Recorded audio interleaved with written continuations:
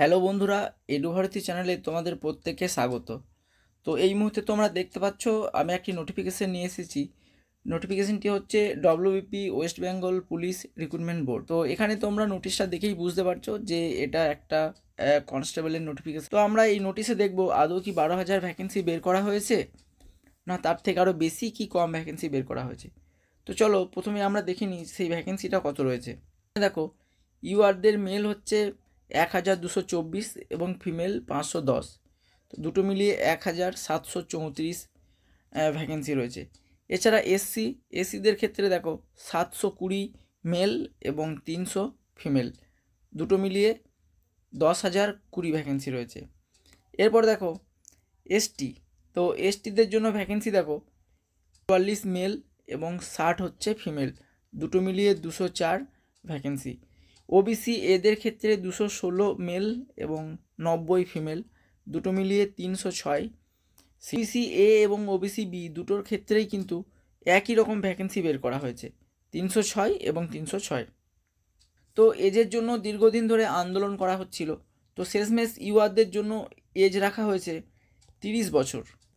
তো এখানে দেখতেই পাচ্ছ যে এজ রাখা হয়েছে 30 বছর এবং সেই বয়সটা কাউন্ট করা হবে কিন্তু 1/1/2024 হিসাবে। বয়স 18 যেটা ছিল সেটা 18 রাখা হয়েছে এবং ম্যাক্সিমাম ইউআরদের জন্য 30 বছর। এসটিদের জন্য বয়স রাখা হয়েছে 5 বছর এক্সট্রা, অর্থাৎ তাদের যদি এজ 35 বছর হয় তো 35 বছর বয়স হলেও কিন্তু তারা আবেদন করতে পারবে।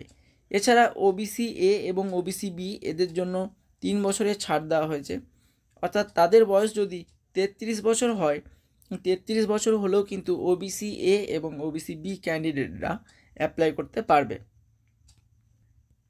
পিইটি এবং পিএমটি, তো পিইটি এবং পিএমটির ক্ষেত্রে দেখো মেলদের জন্য 167 সেন্টিমিটার হাইট এবং 57 কিলো ওয়েট, চেস্ট নর্মাল 75 এবং 83 সেন্টিমিটার, অর্থাৎ 5 সেন্টিমিটার ফোলাতে হবে।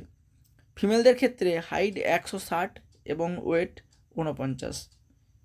ফিমেলের কোনো মাপযোগ নেই, হাইট 167 এবং ওয়েট 52 কিলো। থার্ড জেন্ডারদের ক্ষেত্রেও কিন্তু চেস্টের কোনো মাপ নেওয়া হয় না।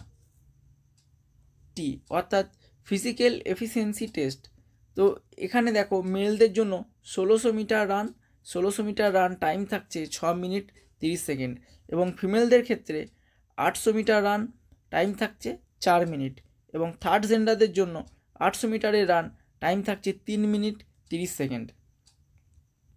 রিক্রুটমেন্ট প্রসেস, যেটার জন্যই আন্দোলন এবং যেটা খুব ইম্পর্ট্যান্ট একটা বিষয়। তো এখানে রিক্রুটমেন্ট প্রসেস দেখো, এখানে একটাই এক্সাম হবে। এর আগে কি ছিল দেখো, এর আগে 100 নাম্বারের প্রিলিমস ছিল। 100 নাম্বারের প্রিলিমস কোয়ালিফাই করার পর তারপর তোমাকে ডাকা হতো পিইটি এবং পিএমটিতে। এই পিইটি এবং পিএমটিতে কোয়ালিফাই করার পর তোমাকে 85 নাম্বারের এক্সাম দিতে হতো। 85 নাম্বার এক্সাম দেওয়ার পর তারপর তোমাকে আবার একটা 15 নাম্বারের ইন্টারভিউ নেওয়া হতো। তো এখানে কিন্তু এই যে 100 নাম্বারের প্রিলিমস, এই প্রিলিমসটা কিন্তু এখান থেকে এখন পিআরবি তুলে দিয়েছে। তাহলে এখন হয়ে যাচ্ছে 85 নাম্বার মেন্স এবং 15 নাম্বার ইন্টারভিউ, অর্থাৎ যদি বলি এবং এই 15 নাম্বার, অর্থাৎ দুটো মিলিয়ে 100 নাম্বার। এই 100 নাম্বারের মধ্যেই কিন্তু তোমার মেরিট প্রকাশ করা হবে। তো 85 নাম্বার যে মেন এক্সাম হবে সেই মেন এক্সামে তোমার নেগেটিভ মার্কিং থাকবে 14, অর্থাৎ একটি ভুল অ্যান্সারের জন্য কিন্তু তোমার 1-এর 4 নাম্বার কেটে নেওয়া হবে। এবার যে 85 নাম্বার এক্সাম নেওয়া হবে সেই এক্সামের সিলেবাসটা দেখো, তো সেই সিলেবাসটা কিন্তু কোনো পরিবর্তন হয়নি। এরপর ইংলিশ থাকছে 10 নাম্বার, এরপর ম্যাথামেটিক্স থাকছে 25 নাম্বার এবং সবশেষে রিজনিং থাকছে 25 নাম্বার। তো এই সব মিলিয়ে কিন্তু 85 নাম্বারের এক্সাম। এই 85 নাম্বার এক্সাম কোয়ালিফাই করার পরেই কিন্তু তোমাকে ডেকে নেওয়া হবে এই পিএমটি এবং পিইটির জন্য। পিএমটি এবং পিইটি কোয়ালিফাই করার পর তোমাকে ডেকে নেওয়া হবে ইন্টারভিউ, এই 15 নম্বর ইন্টারভিউয়ের জন্য। এই 15 নম্বর ইন্টারভিউ দেওয়ার পরই কিন্তু ফাইনাল মেরিট প্রকাশ করা হবে। অর্থাৎ ফাইনাল মেরিট প্রকাশ কিভাবে হবে না, প্রথম যে এক্সামটা তুমি দিচ্ছ 85 নাম্বার, তার মধ্যে তুমি যে নাম্বারটা পাচ্ছ এবং 15 নম্বর ইন্টারভিউ, এই 15 নম্বর ইন্টারভিউ দেওয়ার পর তোমার টোটাল নাম্বার হচ্ছে 100, অর্থাৎ এই 85 নম্বরের মধ্যে যদি তুমি 50 পাও এবং ইন্টারভিউ যদি তুমি 10 পাও, তাহলে তোমার টোটাল নাম্বার গিয়ে দাঁড়াবে 60, অর্থাৎ 100-র মধ্যে তুমি 60 নাম্বার পাবে। এইভাবেই কিন্তু পিআরবি মেরিট প্রকাশ করবে। এবার অ্যাপ্লিকেশান শুরু।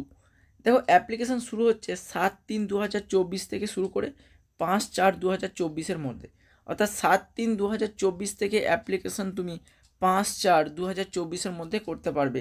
5/4/2024 পর থেকে কিন্তু তুমি আর অ্যাপ্লিকেশান করতে পারবে না। তো ইউআরদের জন্য 150 টাকা ফিস এবং 20 টাকা প্রসেসিং চার্জ, অর্থাৎ সব মিলিয়ে 170 টাকা রয়েছে, এবং এসটিদের জন্য 20 টাকা ফিস রয়েছে। সরাসরি পিআরবির যে অফিসিয়াল ওয়েবসাইট, সেই ওয়েবসাইটে গিয়ে কিন্তু তোমরা অ্যাপ্লাই করতে পারবে। এখানে ওয়েবসাইটের লিঙ্ক দেওয়া রয়েছে, এখানে গিয়ে কিন্তু তোমরা অ্যাপ্লাই করতে পারবে। যে সমস্ত এক্সামগুলো কন্ডাক্ট হয়েছে, হয়তো 1 নাম্বার কি 2 নম্বরের জন্য যারা রিক্রুটমেন্ট প্রসেসে প্যানেলে নাম আনতে পারোনি, অর্থাৎ ফেল করে গেছো, তাদের জন্য এটা কিন্তু সুবর্ণ একটা সুযোগ। অর্থাৎ আমার বিশ্বাস যে যারা 1 নাম্বার বা 2 নম্বরের জন্য এই এক্সাম ক্র্যাক করতে পারোনি, তারা কিন্তু এবারে এক্সাম ক্র্যাক করবেই। কিন্তু তার জন্য তাদেরকে প্রিপারেশনটা রীতিমতো চালিয়ে যেতে হবে, এবং যারা এখনও পর্যন্ত প্রিপারেশন শুরু করোনি, তারা কিন্তু অতি অবশ্যই প্রিপারেশন শুরু করে দাও। কারণ এই যে ভ্যাকেন্সি, এটা কিন্তু একটা বিগ ভ্যাকেন্সি, অর্থাৎ এরকম সুযোগ কিন্তু বারবার আসে না। তো এই সুযোগটা কোনোভাবেই মিস করো না। আর আমার চ্যানেলে এরকম ভিডিও পেতে অবশ্যই চ্যানেলটিকে সাবস্ক্রাইব করে রাখো। ধন্যবাদ।